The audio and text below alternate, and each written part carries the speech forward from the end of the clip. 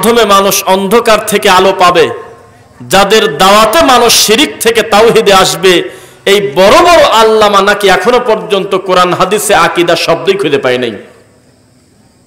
আলেম ওলামা যখন এভাবে আমানতের খিয়ানত করে, এভাবে যখন লোকজনের সাথে লুকোচুরি করে ধর্ম বিক্রি করে মজা ঠাট্টা করে দিন নিয়ে, তখন আমাদের চিৎকার করে বলতে হয়, তুমি হলো পাক্কা ভ্রান্ত আকীদা, তোমার মতো আকীদা বিশ্বাস আবু জেহেলেরও ছিল না, তারও বিশ্বাস ছিল আমার রব থাকে উপরে, আমাকে সৃষ্টি করেছে আল্লাহ, মাঝখানে কোনো মিডিয়া লাগবে না, জমিন হোক আর আসমান হোক সবকিছু বানিয়েছেন রব্বুল আলামিন। ওয়ালা ইন সাআলতাহুম মান খালাকাস সামাওয়াতি ওয়াল আরদ, শুধুমাত্র বলা হলো কাফেরদেরকে যে তোমরা কি বলো আসমান আর জমিনের সৃষ্টিকর্তা সম্পর্কে তোমাদের মন্তব্য কি। তারা বলে নাই যে 5টা পীর আছে, 6 জন সৃষ্টিকর্তা আছে, 15 জন মাবুদ আছে, 10 জন রব আছে, কিছুই বলে নাই। ডাইরেক্ট বলতেছে লা ইয়াকুলুন্নাল্লাহ, এটা জিজ্ঞাসা করার কি আছে, আল্লাহই বানাইছে। সুবহানাল্লাহ। একটা কাফেরের মুখ দিয়ে তৈরি হচ্ছে, কোন মিডিয়া ছাড়া সরাসরি বলে দিচ্ছে রব্বুল আলামিন হলো আসমান আর জমিনের সৃষ্টিকর্তা। সেখানে নামধারী হুজুর পর্যন্ত মানুষের সামনে বলতেছে মুহাম্মদ সাল্লাল্লাহু আলাইহি ওয়াসাল্লামের অনুমতি ছাড়া আল্লাহ নাকি অচল। নাউজুবিল্লাহ। আল্লাহ নাকি তার ধন মুহাম্মদ সাল্লাল্লাহু আলাইহি ওয়াসাল্লামকে দিয়ে আল্লাহ নাকি গায়েব হয়ে গেছে, মানে নাই হয়ে গেছে। আর খাজা যেদিন দুনিয়াতে আসলো সেদিন নবী সাল্লাল্লাহু আলাইহি ওয়াসাল্লাম তার সমস্ত ধন সম্পদ, ঈমান, আখলাক, চরিত্র সবকিছু খাজার নামে রেজিস্ট্রি করে দিয়ে আমার নবী নাকি নাই হয়ে গেছে, হাওয়া হয়ে গেছে। সেই খাজা সমস্ত ক্ষমতা পেয়ে, আল্লাহর এবং নবীর ক্ষমতা এক জায়গায় পেয়ে তিনি নাকি আজমিরেতে শুয়ে আছে। তারপরে পাবলিক বলতেছে ঠিক। আকীদায় গলত হতে হতে হতে হতে বিশ্বাস করেন আমাদের এই দেশে যারা নিজেদেরকে সুন্নি দাবি করে, আপনি ইমানের কোষ্টি পাথরে যদি মাপেন তারা বেশিরভাগ অমুসলিম। ডাইরেক্ট বলে দিচ্ছি কথা, কোনো ভনিতা করি আমি না। আমাদের দেশের সুন্নিরা হলো বেশিরভাগ অমুসলিম, কিছু বাদে এরা মুসলমান না। আমাদের দেশের সুন্নিদের অফিশিয়াল আকীদা, আমাদের এই জালসার মঞ্চে আমার নবী বসে আছে, তাদের অফিশিয়াল আকীদা, তারা যে পীরের অনুসরণ করে, এই পীরটা জীবিত থাকতে তার যেমন ক্ষমতা ছিল, মরার পরে ক্ষমতা বেড়ে গেছে আরো। তাদের অফিশিয়াল আকীদা, মরা পীরের কবরের কাছে গিয়ে কোনো কিছু চাইলে জীবিত থাকতে যেমন তিনি সাড়া দিতেন, মরার পরেও তিনি স্পষ্ট কথা বুঝতে পারেন। নাউজুবিল্লাহ। আমার কথা বুঝতেছেন নাকি? এই যে আকীদার গলত, এই যে আকীদার ভ্রান্ততা, আকীদার ভ্রষ্টতা, এজন্যই দিনে দিনে তৈরি হয়েছে মানুষের জীবনে বড় বড় শিরক এবং কুফরের লানত। যে তার রবকে ভাগ করতে পারে, একটা কবর পূজারী 30 বছর কবরে সেজদা দিয়ে পড়ে আছে, আধা ঘন্টার নিচে মাথা তোলে না এক সেজদা দেওয়ার পরে, আর আল্লাহর কাছে সেজদা দিয়ে 3 বার সুবহান রাব্বিল আলা বলার টাইম নাই। 40 বছরের মূর্তি পূজারী মূর্তি ছেড়ে দিচ্ছে। মাঝে মধ্যে ভিডিওতে আমরা দেখি, কয়েকদিন আগেও দেখলাম, একই পরিবারের 3 জন আমাদের এই দেশেই কালেমা শাহাদা পড়ে বলতেছে আমরা মুসলিম হয়ে গেলাম, আলহামদুলিল্লাহ। এত ত্যাগ স্বীকার করতে পারে, আর আপনি মুসলমান নাম নেওয়ার পরেও আপনি কোরআন হাদিসটা মানতে চান না, শুদ্ধ করতে চান না আকীদাটা। বিষয়টা কি? আবু জেহেল জাহান্নামে গেলে সহ্য হয়, কেননা সে ইসলামের দৃশ্যমান শত্রু। আবু লাহাব জাহান্নামে গেলে সহ্য হয়, যিনি প্রকাশ্যে আমার নবীকে নিয়ে কটু কথা বলেছে। জাহান্নামে কোরআন মাজিদ একটা সূরাই আছে, আছে কিনা কথা বলেন না?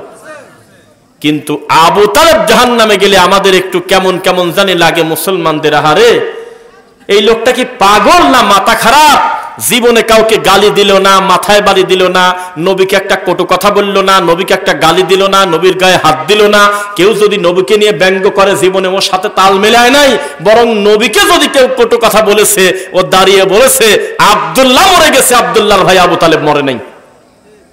সারাটা জীবন রাসূলের সাথে কাছাকাছি থাকার পরেও এ যেভাবে জাহান্নামে যাবে, আবু জেহেল সেইভাবে জাহান্নামে যাবে। কষ্ট ওই জায়গায়। আবু তালেবের সব ঠিক ছিল, একটা জিনিস ঠিক ছিল না, সেটা হলো ব্রেক। এখান থেকে গাড়ি রওনা দিবে ঢাকায়। আমি আপনার কমিটির কাছে জিজ্ঞাসা করলাম, কি আমার প্রিয় মাওলানা ভাই আমানুল্লাহ হাফিজাহুল্লাহর কাছে বলতেছি যে আমি ঢাকায় যাব, গাড়ির ব্যবস্থা কি রকম? তো তিনি আমাকে একটা গাড়ির ব্যবস্থা করে দিচ্ছেন। ধরেন পুঠিয়া থেকে গাড়িটার, উনি আমাকে বোঝাচ্ছে চাকা ভালো, নতুন চাকা লাগিয়েছে গাড়ির, স্লিপার কোচ, শুয়ে শুয়ে যাবেন। এত সুন্দর অভিজ্ঞ 40 বছরের অভিজ্ঞতা সম্পন্ন ড্রাইভার, সব ভালো টনটনা, 6 ঘন্টার ভিতরে ঢাকা চলে যাবেন। শেষে খালি বলতেছে মাঝে মধ্যে ব্রেক মিস করে। বুঝতেছেন কথা? শেষের দিকে শুধু আস্তে করে বলে ফেলছে যে আস্তে মাঝে মধ্যে হলে ব্রেক ফেল করে। এই কথা শোনার পর কি কোনো সুস্থ লোক গাড়িতে উঠবে? এতক্ষণ যত প্রশংসা করছে ব্রেক ফেল করার কারণে সবই শেষ। তা আবু তালেবের কত গুণ, তার গুণের শেষ নাই। বিনয়ী, ভদ্র, রাসূলের কষ্টে কষ্ট পায়, রাসূলের খুশিতে হাসে, রাসূলকে কেউ কষ্ট দিলে তার ব্যথা লাগে, তার সব ভালো। এক জায়গায় এসে ধরা পড়ে গেছে, তার নাম হলো তাওহীদ। কিসে? তাওহীদে ধরা পড়ে গেছে। কারণ তার কাছে ছিল না লা ইলাহা ইল্লাল্লাহ, এটা তার কাছে ছিল না। না থাকার কারণে এত ভালো হওয়ার পরেও লোকটা জাহান্নামে যাচ্ছে। আর আবু জেহেল, ফেরাউন প্রকাশ্যে সারাটা জীবন শয়তানি করার পরেও জাহান্নামে যাচ্ছে। তাই তো আপনাকে আমি বলি, হিন্দু জাহান্নামে গেলে সহ্য হয়, কারণ যে কিছু নড়াচড়া করে সবই তার ভগবান, সবই তার সৃষ্টিকর্তা। সেটা বানর হোক অথবা বিড়াল হোক অথবা গরু হোক, যা কিছু নড়াচড়া করে না সেও তার মাবুদ।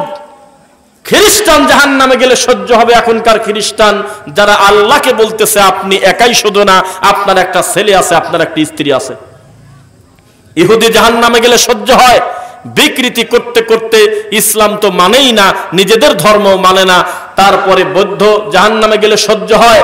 তারা স্লোগান দিয়েছে মানব সেবাই হলো পরম ধর্ম। বৌদ্ধ ধর্মের স্লোগান জীবে দয়া করে যেই জন সেই জন সেবিছে ঈশ্বর।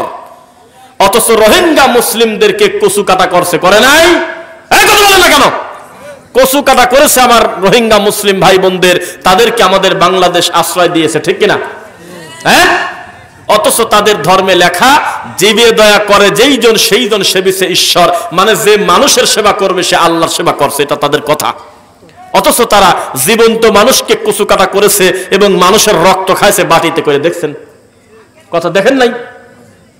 মাথাও নাড়ায় না। কোন কোথায় বাস করেন আপনারা জানি না। মুসলমানের কলিজায় আঘাত লাগলে ব্যথা পান না আপনারা? মুসলমানদেরকে কচু কাটা করেছে তারা, এই রোহিঙ্গায়, এই বৌদ্ধ মানুষ। এরা জাহান্নামে গেলে সহ্য হবে। আর তাহাজ্জুদ পড়ার পরে শুধুমাত্র শিরিক করার কারণে আপনি জাহান্নামে যাচ্ছেন ওই বৌদ্ধের মতো। এর থেকে লজ্জার কি আছে?